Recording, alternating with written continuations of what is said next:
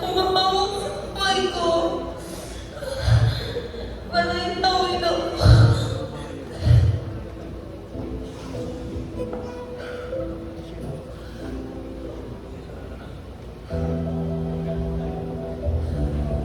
Still, I wanted to see the world.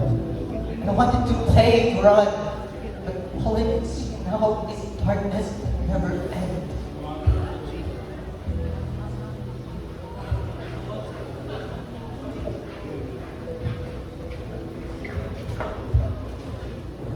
Bakit, Panginoon, pati pangarap ko nawala.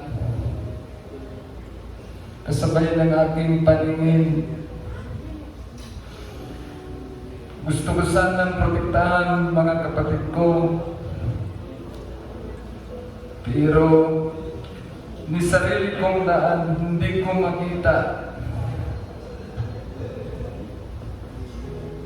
Ako sana ang magiging ilaw ng aming pamilya.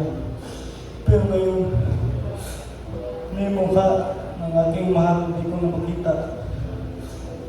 Para bang bumikit sa amin ang mundo magpagkalaman.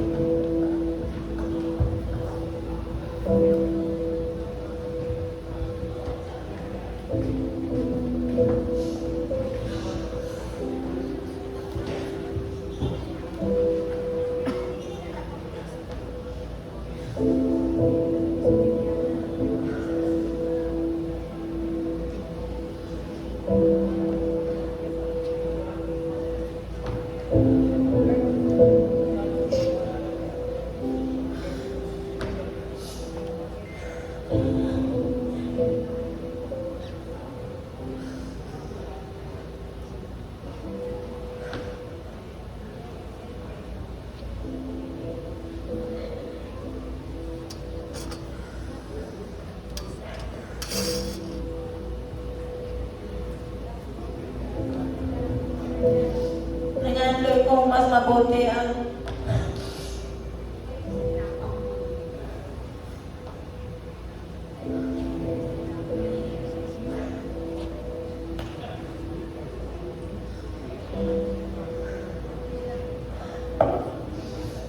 nangyari kong mas mabuti ang kabuhayan sa akong mga anak.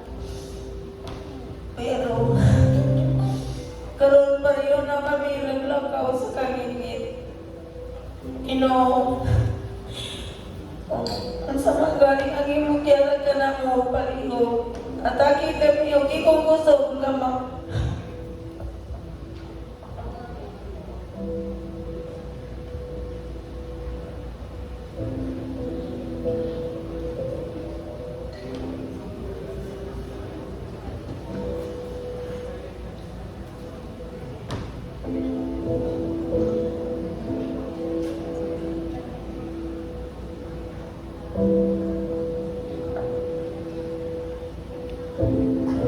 Pero gusto ka magalaw na kami kung kinabuhi.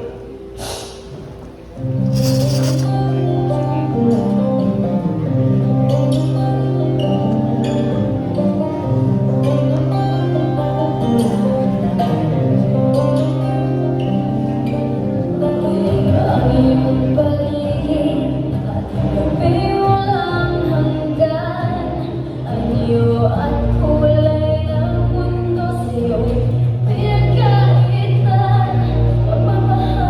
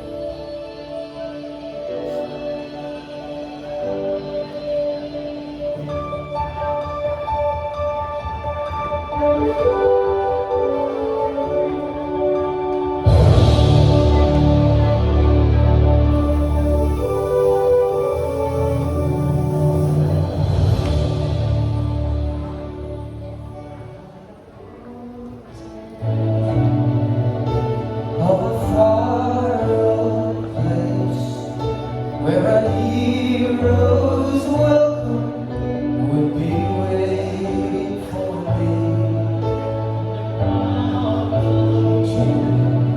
When they see my face and the voice keeps saying, "This is where I'm meant to be." I'll be there someday. I can go the distance and find my way. If I can be strong, I will mine would be worth my while. When I go the distance, I'll be right where I belong.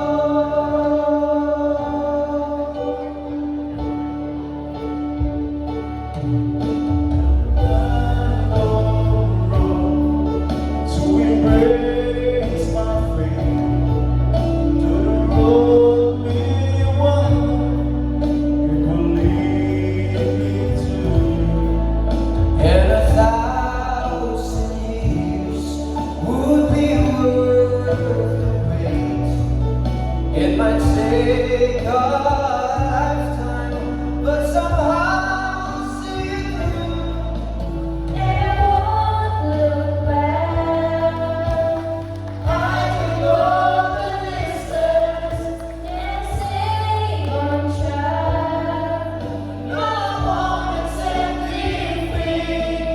It's enough, it's slow, but I won't look slow Till I go the distance and my journey is complete.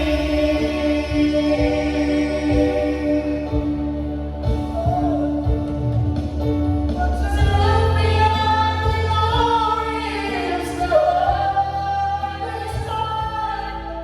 For a clear trail is pleasure by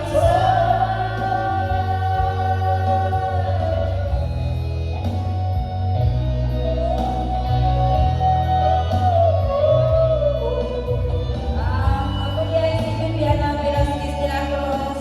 I'm 50 years old from Quintulan, Emerdas, Sibugay. Ako ang inahan sa mga de la Cruz family. Ako ay si Dexter de la Cruz, 27 years old, from Candelaria, Linis, Sumulong, Candelaria. Ako rin ko pasalamat na nag-andi ko sa EBRC. Kaya ako na bago sa kong kinabuhi. Good evening everyone, my name is Oliver de la Cruz from Release of Bogo de Turkey. Gusto ko lang pasalamatan ang sektor ng DSWD at ng EBRC3 na naway po siya po ay nagbibigay ng pag-asa para sa tagumpay ng buhay.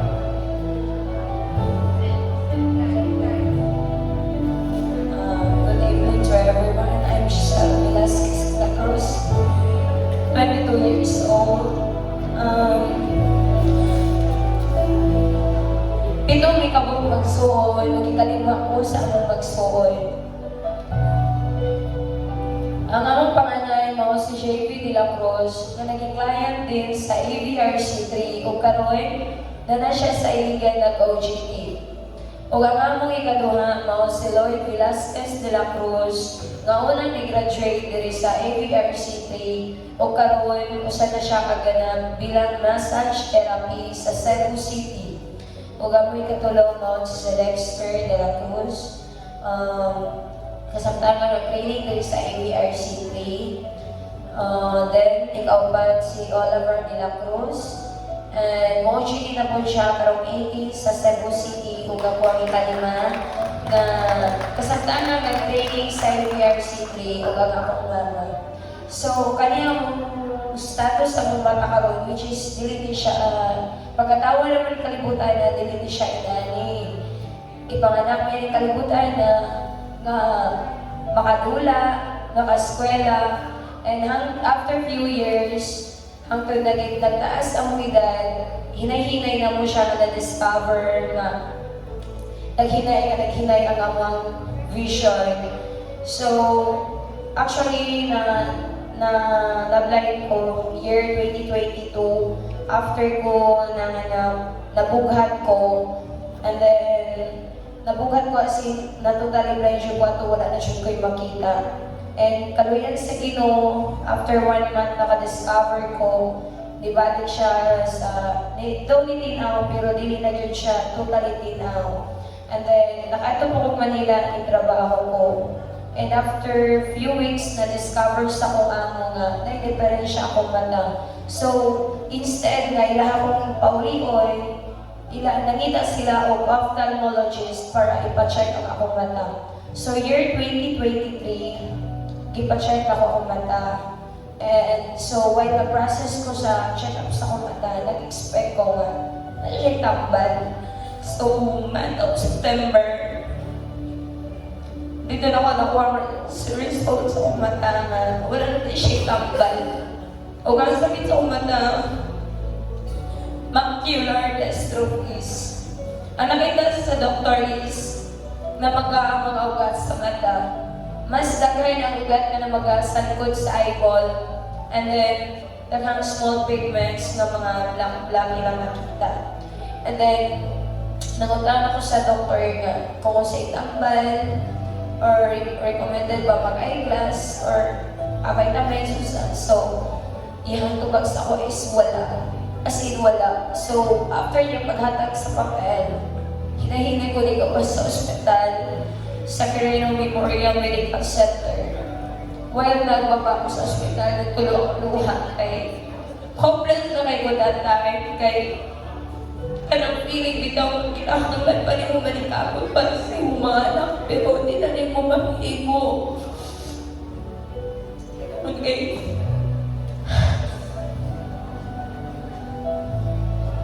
Kulang na akong pananaw. So, kung ano that time, may tampan akong mata, bahala makautak ko sa akong amo, basta matambalay na akong mata para makapalayo ko balik ako para sa akong anak. So, to year 2024, di ulit ko Mindanao, na ako'y kauban ka na guys sa kuha. Nag-amo report. So, moto, nagtambay ko pila ka man sa kuha, and then, Diri na ako nakuha nga, nadati ako mga magulang sa ABRC. And then, Oliver de la Cruz, permanente ko niya gina-encourage na mo apply sa ABRC. Kaya, bisan ni Gudani, at least, na-source of income, kaya na po yun akong mahanan. And then, moto, this year, ato, February, nag-apply ko PWD, and then, kaluyan sa Ginoo, nag-issue din ko ID, and then, after ato, i-apply na yun ko para sa ABRC. Kaluyan sa Ginoo, putan mo kayo ang pidaw sa email na Sir Samuel de la Torre, kay siya dyan, nag-process sa mga papel, tanan, hanggang ganabot ko diri. So, thankful kay ko ganabot ko diri sa ABRC. Tungkol sa ABRC, nakapalo ko magsulat o braille, kapalo na ko mabasa braille, kaya na ako mulakaw mag-isa gamit ang K. So, nako kay tabang ang ABRC sa ako, sa among ang pamilya, o sa tanan, mga tao nga doon ay disability. Yes, I am a PWD. I am a person with determination. ABRC team, thank you so much.